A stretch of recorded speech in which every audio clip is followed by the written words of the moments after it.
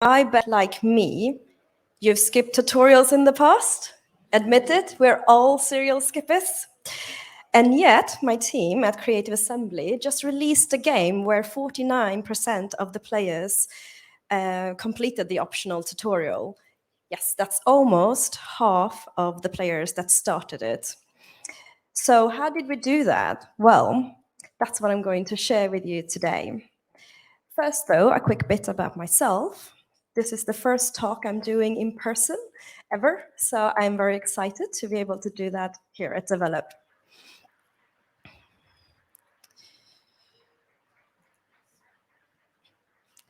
So I can see a lot of familiar faces in the audience, but for the rest of you who don't know me, I'm Joy, and I love baking cakes, and I play a lot of video games, and my favorite game series is Kingdom Hearts, and for the very observant of you, I have a Kingdom Hearts-inspired tattoo on my ankle, and I came here with Kingdom Hearts nails as well. That's how much I love it. I am born and raised in Sweden, which is what the accent is, if you're wondering. I am a lead designer at Creative Assembly, and I am an ambassador for Women in Games, and I am a champion for Diversity Champions. I have been in the industry for about 14 years now and worked in different roles, such as QA, build engineering and design, and worked in a few different companies as well, such as EA, Headstrong Games, and Creative Assembly. So I have been with Creative Assembly now for 7 years, which is half my career, actually. I also have Andy Hall in the audience. He was one of the writers and a key member of this project. He is also a walk-in encyclopedia of the Warhammer lore, for anyone who's interested. So if you want to hear a bit more afterwards, you can come and find us. So before we get into the details, let's cover what I hope you'll take away from this session.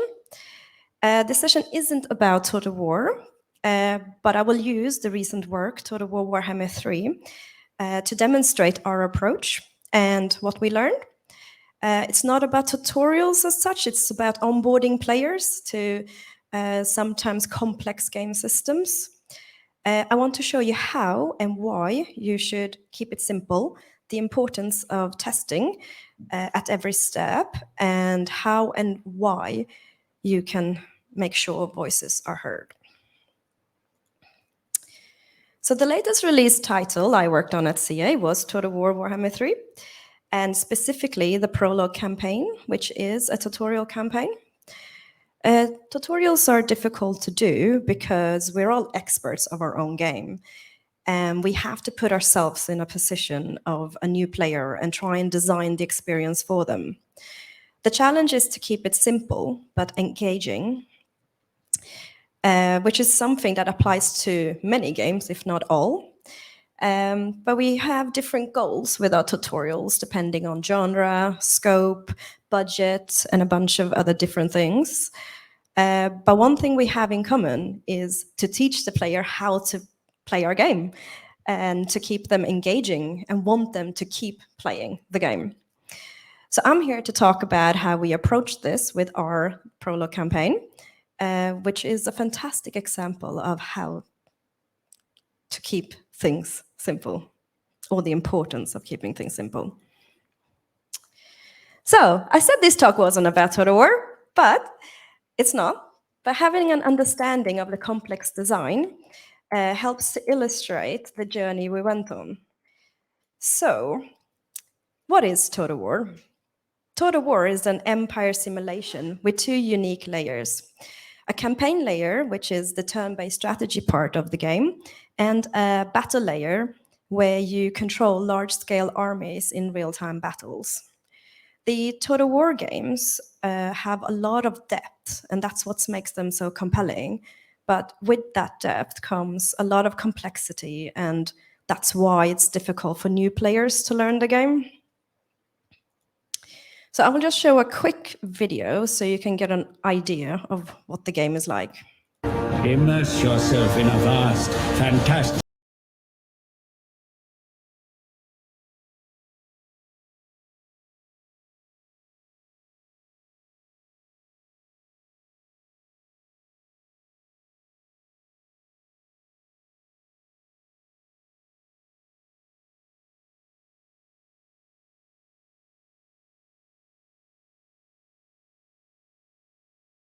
So hands up here if you've tried to play Total War but were put off because of the complexity. Applied to me too. So when we were coming to the third game of the trilogy, we thought this would be a perfect time to make a tutorial. So we knew we needed to make a good tutorial because we had a growing player base. We knew the game itself would attract new players, and it would. Oh, sorry. And we would, because we had a growing player base from Warhammer 2, and we knew there would be a lot of interest. So we wanted the best possible way to onboard people. So all these new people or new players that we hope to come in, we needed a way to get them up to speed because Total War can be unforgiving. So one of the main reasons people struggle with our games is because there's so many things on the screen at the same time. So when you first boot up the game and you see all this going on, it can be quite overwhelming. So being dropped in the middle of a sandbox area makes it difficult to know where to start, especially if you're a new player. So keeping players for longer than a certain amount of turns can be a problem. So we asked ourselves, how do we onboard people without them bouncing off? So we had onboarding in previous Warhammer titles, and they've received mixed reviews. In Warhammer 1, we threw the players straight into battle because we thought we would do it the Hollywood way, put the people straight into the action and they would be immersed. But in reality, it made people feel disoriented and not knowing what was going on. In Warhammer 2, we had a structured 5 to 10 turns for each race, where you played different battles and learned a new thing in each, and it was quite successful. But in the third title, the game director wanted something different and to start fresh and try and tackle some of the legacy issues from the previous game, features that new players have struggled with while existing players are already familiar with. So we decided to go back to basics. So how do we teach something so complex to new players? Easy. We keep it simple. So we started with the mission statement, so we would all know what the vision for this project was. So our mission statement was that the intention of the prologue is to have a cut-down version of a Total War game to make it easier for new players to learn the game. It has limited UI and limited features, but it's narrative-driven, highly polished, and UX tested. The player should be able to feel like they've learned the basics of a Total War game and not feel as overwhelmed when they start a new campaign in Warhammer 3. So let's get into the solutions in a bit more detail. For some of you, this will be reminders, but hopefully I can share some ideas of how to take them further. Jamie did an excellent talk on Tuesday called Design Sensibilities for a Collaborative Culture. So if you haven't watched it, then I suggest you do once it's available online. So back to my talk and the solutions. We started with the features. We had to determine what features would be included in this mini campaign, as it would be too long and complicated to teach every possible feature. So we had to go back to basics and think, what are the key features of a Total War game? What features can be removed and still make it feel like a Total War game? And also at the same time, make the game feel engaging, because let's face it, some tutorials can be quite boring, especially if it's heavily focused on text. And with a game like ours, it's difficult to teach without using text. So what did we do to try and make it not boring and not too overwhelming? The approach we took for the prologue was trying to spread out the learning between the different turns and simplify features wherever possible. We also took the UI gating approach. At each turn, we looked at what information does the player need right now. Not everything in a feature has to be available in one go. This is why the first shot of the campaign after the cutscene looks like this. There's limited UI and the character is in the center of the screen. Simple. Compared to the main campaign, if you remember, it looked like this.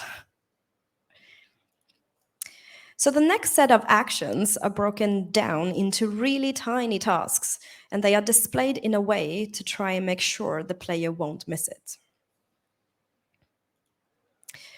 As the players learn a new feature, a new UI element appears on the screen. Every time a new feature or button is unlocked, we darken the screen and we point to this UI element.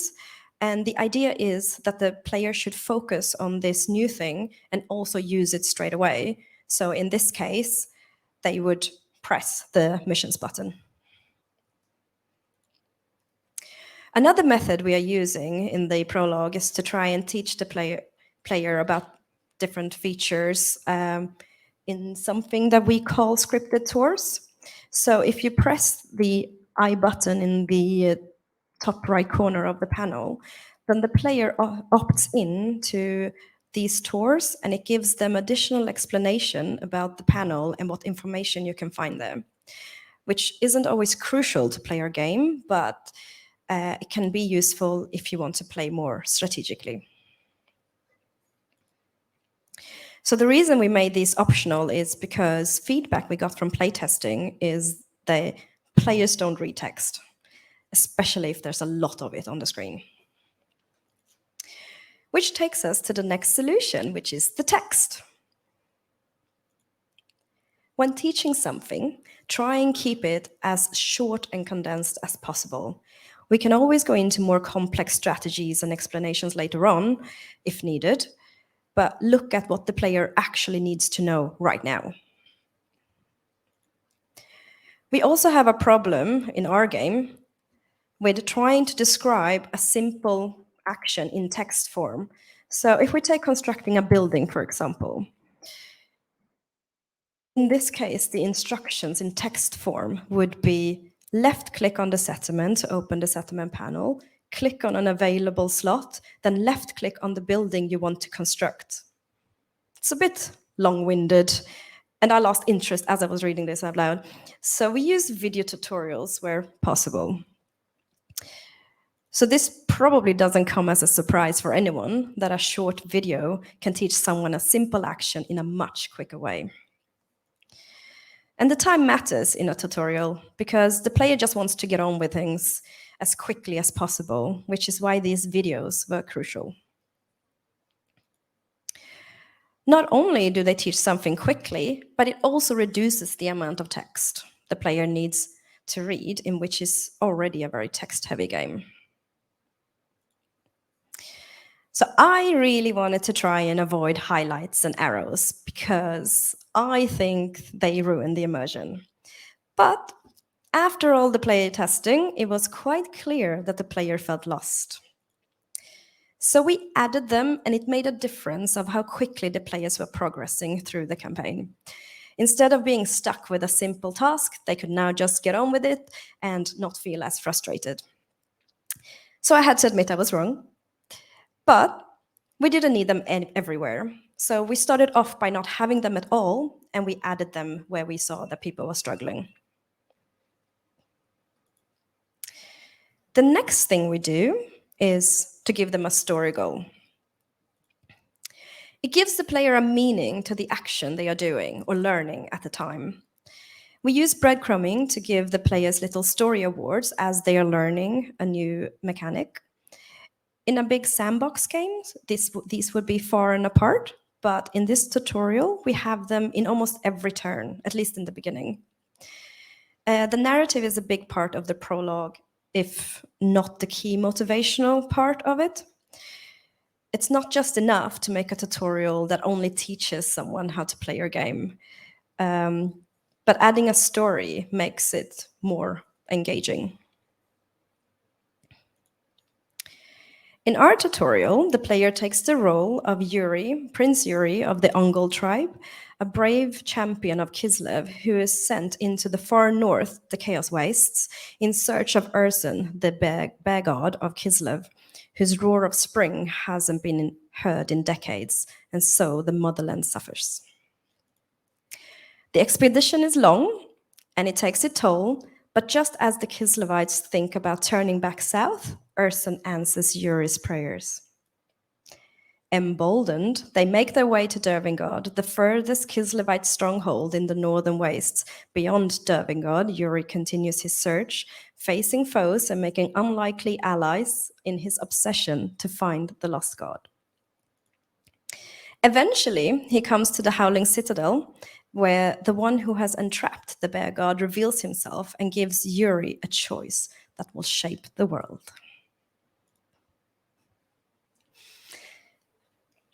We needed the player to care about Yuri, so they would want to go on this journey with him, to keep the player wanting to keep playing. And how do we do that? We create interesting characters.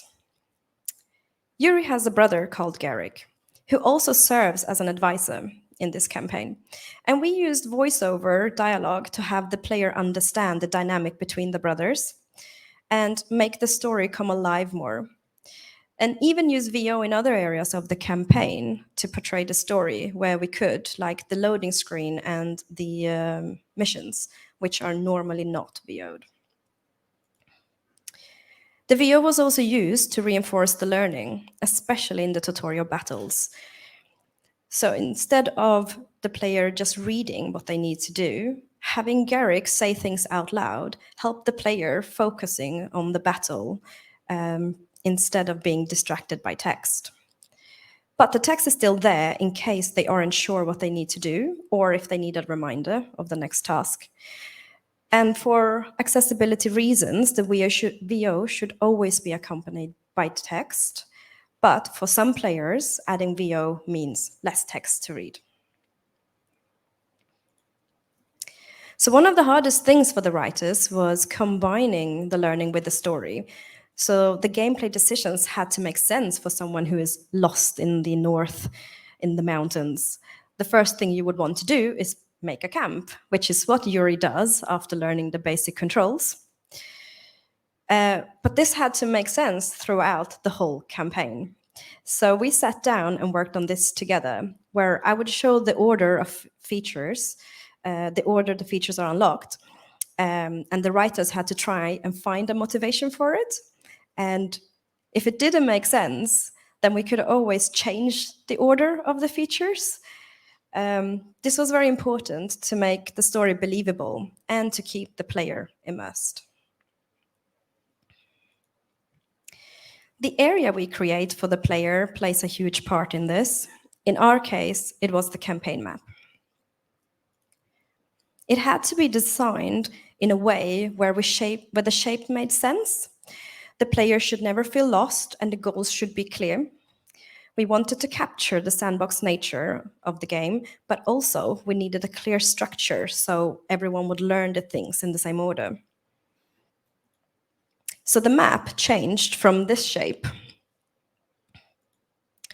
to this shape, where the first drafts of the map tried to capture the sandbox feeling of a Total War campaign, but it made it difficult to teach the player things in a certain order because they could be going anywhere. But after several iterations of the map, we ended up with a version where the player starts in the south and the goal is in the north, to make it very simple to understand. At the beginning, the campaign is quite a linear experience, with the intention of teaching the player the basics of Total War. They can focus on only learning the basics without having to understand where they are on the map. And once they get to a point where we feel we can loosen the reins a bit, the map opens up and the player can put their knowledge to test. And then the map expands even more to try and create that sandbox feeling. It's important for the player to know what their goal is, so having the next goal always be north makes it clear where the ultimate goal is, at the top. They know where they need to go without any confusion. So Andy's gonna love this, but this is how the tutorial balloon was born. In our case, it has taken the shape of a literal balloon, where the string of the balloon is where we hold the player's hand, and where the actual balloon is the sandbox area, where we let go of their hand and they get to experiment in a safe and restricted environment. And this probably applies to many games. So I thought I wanted to share this with you. The player should feel immersed while learning. The visual themes throughout the map had to make sense for the story. We are introducing a few new races from the main campaign, so the area they are in on the map will influence that as well. As you can see with the Zinchar, one of the Chaos Gods who are all about change and manipulation, they have an area with lots of crystal and weirdness. And where the Khorne are, another Chaos God race, it's all about fire and blood. So we disabled the ability to rotate the camera, which was another idea of how to keep things simple. And this helped the environment artist as well to create the assets for the map, as they would only be, the player would only be able to see them from a certain angle. So not only was the visual aspects of the map considered for the immersion, but the sound design as well. And the sound will be different depending on where you are on the map. So when you're in the Zinch area, you will have a bit of eerie sounds, and when you're in the Khorne area, probably more aggressive. And it will also change depending on where you are in the story. A player's experience starts when they boot the game. What's the first thing the player is met with? What happens the first time a new player boots the game? Let's assume they want to learn how to play your game. How easy is it for them to find the tutorial? Make it simple and obvious of where it is located in the front end, especially if it's separate from the main game. So when a player starts a Total War Warhammer for the first time, they are met with this box. We encourage new players to play the tutorial right here. And for returning players, they can either choose to play the tutorial for the story in our case, or they can choose to go straight to the main menu. But it wasn't enough just to design these things and implement them. We had to test this as well. It's important. No matter how sure I think I am about a theory, I need some data to back that up. It's really easy to become blind to the little things when you look at something every day. I tried the prologue on some people at work who hasn't played the game much to try and catch issues really early on, and discovered that the terminology has become second nature to me. So one person had a task on screen to occupy the settlement and was just walking around the map, not knowing what to do. And then I asked them, why didn't you just take the settlement? And they answered, I don't know what a settlement is. So I changed the word on the task to match the name of the settlement instead. And that way the player will be able to match the word on the text with something they can see on the screen. So we have an in-house user experience research team. And they carried out a few playtests with external people who haven't played a Total War game before or have very limited experience with it, but they do play other strategy games. So we can get an understanding of how the target audience would approach the campaign. We had a few usability tests where the researcher observes players fully and obtain detailed feedback on game mechanics, controls, UI, or lack thereof, essentially helping us understand where the player might struggle with our game. And we would get feedback like being able to lose Yuri on the map, not understanding how different features work, and not knowing what the controls are. Some other examples that came out of this usability test are things blending into the environment, art assets were difficult to see, like in the top left GIF. And the players could see, and the players that could see it tried to interact with it, and they couldn't because it was just an art asset. They also thought that the marker in the bottom left GIF was a cosmetic feature as well, when in reality, it was the next location they had to go to. So you can see how we changed it. So on the right, based on the feedback we received, the environment art asset is a bit more visible, and the quest marker stands out more, and we made a cutscene to point out that that's the next location the player needs to go to. Things like these may seem obvious to people working on the game, but are crucial to teach players who have never seen the game before. So we were able to catch a lot of these issues because of these usability tests.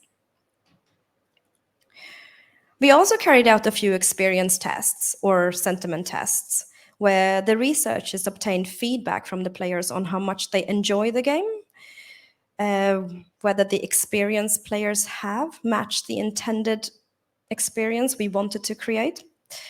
And this is where we could see if the story made sense, or what the players thought about Yuri and his brother, and whether we needed to make any story amendments or reinforce it somewhere, which we did have to do based on the feedback. For example, players didn't know why they were going north, so we had to emphasize the goals a lot more. So it was important to me to include people from different disciplines in the team to play the game together, so we could create the best possible experience for the player. So before the pandemic, when we were all in the office, we would gather in front of a big screen so we could play through the campaign together and stop at certain points so we could brainstorm what could be done to make a song and dance about different things. And these ideas could come from anywhere or anyone. And since the expert in the area was there, we could immediately tell us if the idea was possible or not, or what kind of support was needed to make it happen. And since this was an experiment in a way, and most of us were in the same mindset to try something new, so instead of going, no, that can't be done straight away, some ideas were actually given a chance. And not only did we manage to create new and interesting things with this new approach, but we also created a great team dynamic from trying to solve a problem together. Having them in the office in an area where we could look at it together at the same time helped a lot, but those playthroughs died out quite quickly when we went remote. It just wasn't the same. So this project was a bit of an experiment since we haven't done anything like this before, and it was important to make sure that people felt like they could speak out because we needed new ideas and opinions on the new onboarding designs from as many people as possible, since we couldn't just rely on previous experience with this. I think this is important even if your product isn't an experiment or if it's number 15 of a game series. It's important so everyone can feel included. So we had to make sure people felt heard. So on Tuesday, Tulay McNally gave a great talk about inclusion. And if you haven't watched her talk, then I recommend that you do that as well. It's called Why Designing Inclusive Player Experience Should Be Everyone's Priority. So there were a few things that really helped with this for us. One thing that helped was keeping the group small during the playthrough sessions. It was important so everyone could feel heard. These sessions would usually last 1 hour or an hour and a half, and we would go back and forth in the discussions, so keeping the group small made it possible to hear from everyone. So I have to admit, when I first joined the team, that I felt out of place. I didn't see people that looked like me, and I didn't feel like I would be heard. Who would want to listen to me? For as long as I can remember, I have always struggled with this. It started at home when I was little and I wasn't allowed to question anything my parents said. It made me very quiet but observant. And that combined with looking different made me a target for bullying at school. So I wouldn't raise my hand to answer questions because I didn't want the other kids to put any kind of attention on me, or it was better if they forgot I was there. And I was terrible at presentations because, again, the attention would be on me and it made me really nervous. It still does, in a way. And as an adult, there have been situations where I should have spoken up, but just felt like I couldn't. These are just a few examples of why I struggle to speak up. And there can be so many other reasons why other people are struggling with it too. So for me, therapy and having people who believe in me close by helped a lot to come out of my shell. But having a lead who supported me and who believed in me helped massively. And I can't stress enough how important the lead is when it comes to listening and feeling heard. My lead was, and still is, very good with making sure that people who aren't as outspoken as others get a chance to talk to. Because the group was so close, it made it possible to interrupt the ones that could dominate the conversation without them feeling bad, to give an opening for the ones that struggle to find a gap in the discussion to share their opinion as well. My lead created an environment that made me feel safe, and I was able to take part in the discussions. And after a while, I felt comfortable enough to join in on the discussions without waiting for him to create that space for me. If it wasn't for him, I would probably not be able to stand here today and do this talk. And I think he should be doing a talk about how to create that kind of environment, because I think everyone would benefit from it. So some companies have managed to create this kind of culture. For example, it happened at Nintendo, where it started with one person. That's right, I'm talking about Gunpei Yokoi. He was the creator of the Game & Watch handheld system and the inventor of the D-padding controllers. So he ended up being the head of the first learning and research and development team, at Nintendo. And to get the engineers to share their ideas, he would share some of his own crazy ideas out loud. And when they could see that those ideas worked, it made them not feel afraid to share theirs. And this philosophy still lives on at Nintendo, and is the reason we have seen such diverse consoles like the Switch and the Wii. And that kind of environment didn't only help with sharing ideas, it also made them start thinking more outside the box. So some of the best ideas came out of these play sessions for us. And they were usually a mix of different people's ideas, but merged into what would work best for the game. This is why it's so important to create a space, an environment for people to feel comfortable sharing their ideas and opinions, and create forms of communication that works for them. Brenda did a really good talk yesterday about diversity, which if you haven't heard that one, you should watch too. So the combination of our ideas ended up being the best ideas. So what are the next steps for us? So according to some comments online, the Prologue campaign seems quite successful. People enjoyed the experience. So experienced people liked the story, and the people that didn't know that much about Total War felt like it was a good tutorial. But there are some things that we could have done better. Apart from things that I think we all want, more time and resources, I'm hoping to be able to improve a few things if we do anything like this again in the future.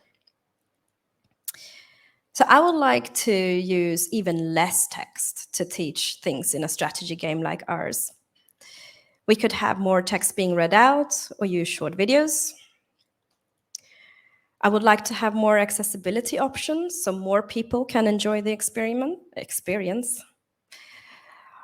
We could include people from even more teams to our playthroughs, feedback sessions, or instead of having the same group of people in them, have some seats be rotating so the group is still quite small, but more diverse.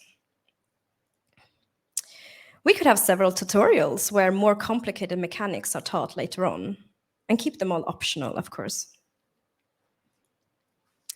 So we have reached the end of the talk, but I just want to recap what I've gone through. So make your tutorial as simple as possible. Figure out what key components are needed to make your game feel like your game. Simplify those things as much as you can when you teach the player what they are. Use as little text as possible. Only add the information that is necessary in that given moment. You can always expand on it later or use an optional way for the player to read about it. Just learning isn't always motivation enough for players, so add a story to give the player an extra motivation and give them a reason of why they are doing what they're doing. Make sure you test the tutorial as much as you can, both internally and externally, if possible. Get members of your team to test it and give feedback. Make sure to use different ways of giving feedback. Some people might prefer to do it in a group. Others might want to play through it themselves and send you written feedback. If you have access and resources, then use UX tests to test your theories and check if the experience players have is the intended one. Take the report back to the team and find solutions for the problems together. And finally, make sure you include everyone and that everyone feels heard. Create a space where people feel comfortable and where they feel they can speak out. Make sure everyone gets heard by listening and take an action if there are problems or suggestions. And create a team feeling by solving problems and by playing the game together. Thank you.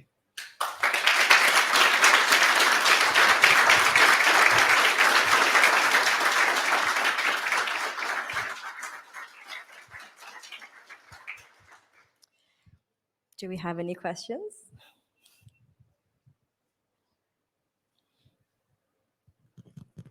Hi, thank you for the talk. I'm sorry in advance for the question I asked because I have yet to try the game, but I should be sure to try it.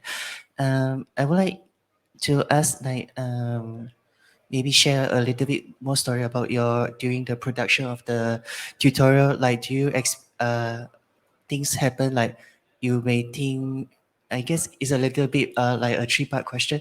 Like, do you have cases like you may feel that you are holding the player's hand too much and not letting them a bit more free roam?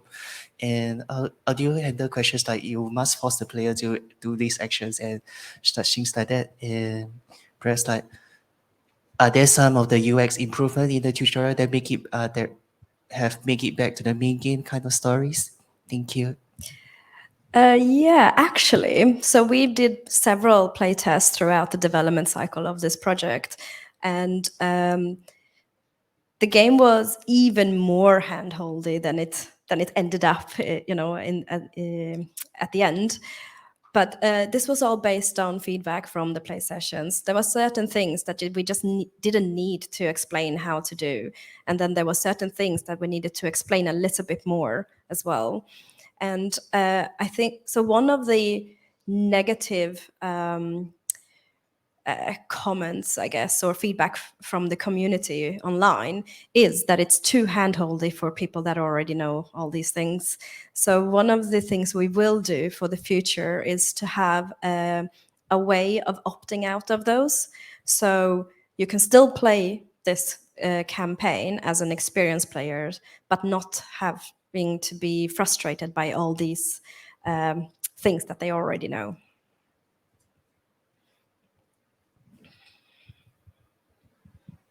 I was just curious, thanks for the talk, by the way, it was great. One of the challenges that I've ran into is getting good feedback from team-wide play sessions. A lot of the responses can sometimes be very middling, especially if people aren't super familiar or haven't done a lot of playtests yet. So their responses can sort of tend to go towards a middling amount when it comes to feedback. How do you get more critical feedback from play sessions from your experience? So when we used the external testers, they didn't have any contact with the developers at all because of the UX research team. And I think because of that, they would be very open and honest about their feedback. But if you put the developers in the room, then maybe, you wouldn't get as many honest comments. And it's something that we try to encourage within the team as well, because, this was supposed to be an experience in the end. And without that critical feedback or the criticism, we wouldn't be able to make it better. So I think while trying to create the environment where everyone felt safe and heard, I think we also created the environment where people felt, oh, I can give my honest opinion here because it will be listened to or it can be discussed, and we all have the same end goal, which it was to make, the best product possible. Thank you.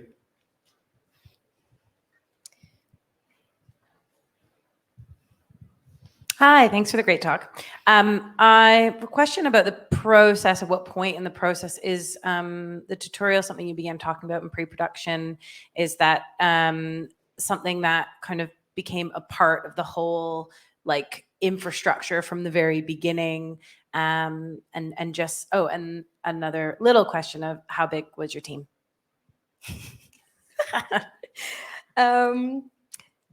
So I was the only member that was full-time on this project, but I did have a lot of support. So every other member that touched this project had something else as their main priority or main task, and they would, jump in and help out wherever I needed it. You had two questions. What was the first one? Sorry, pre-production. Did you? Oh, yeah. Yeah, was the tutorial part of pre-production, or did you just get to it once you started in production? I think it was part of the pre-production, because when I joined the team, the tutorial looked completely different. We didn't have the mission statement yet. So I think the project was always an experiment. And the way that experiment was going before I joined the team was completely different. And I came in and I'm like, but why don't we do it like this? And we took it somewhere else. So it was there from the start, but where I took over, it was past pre-production, I think. It should be part of pre-production, though. Hello. I was wondering, earlier on, you talked a lot about the importance of immersion in the tutorial, and how your process started where you didn't even want any arrows or highlights, and they got added sparingly as you felt that they were needed. And I was just wondering if you even tried going in the other direction and considered that a tutorial might not need immersion. I was thinking about that again when you have this problem where you've got experienced players playing the tutorial because it's a good story and they're getting annoyed by it. Like, could you do the string of the balloon really quickly, just to get somebody knowing what to do, and then have that as a more efficient process? The idea was to keep the string as short as possible. But Total War is a complicated game. It's not enough just to learn how to move your character. There's so many other pieces that you need to know before we can just let you out in the wild. And that was the shortest possible string we could create, basically, where it was like, okay, you need to know how to move, you need to know how to construct buildings, you need to know that there's money that you need to think about, and you need to know how to recruit units. I think those were the basic things. And then that's just a campaign layer. And then you have the battle as well, where you have to learn how to navigate big armies. You need to understand how to give those different orders. And you need to understand how, if you're having the advantage or disadvantage in the battle. Okay, so in a way you felt like the immersive way was actually the fastest way to onboard somebody. Yeah, because so it's not enough just to read the text and be like, okay, now I understand what that is. For some people, they need something else. It's like, well, why am I doing this? And to answer the question of why you're doing it, it's the solution we found was to, well, we'll give you a story. You're doing this because your man needs you. You're doing this because they need you to motivate them, and which, in reality, if we're going to be all logical about it, it's like, actually, it's not really needed, right? You're just playing a game.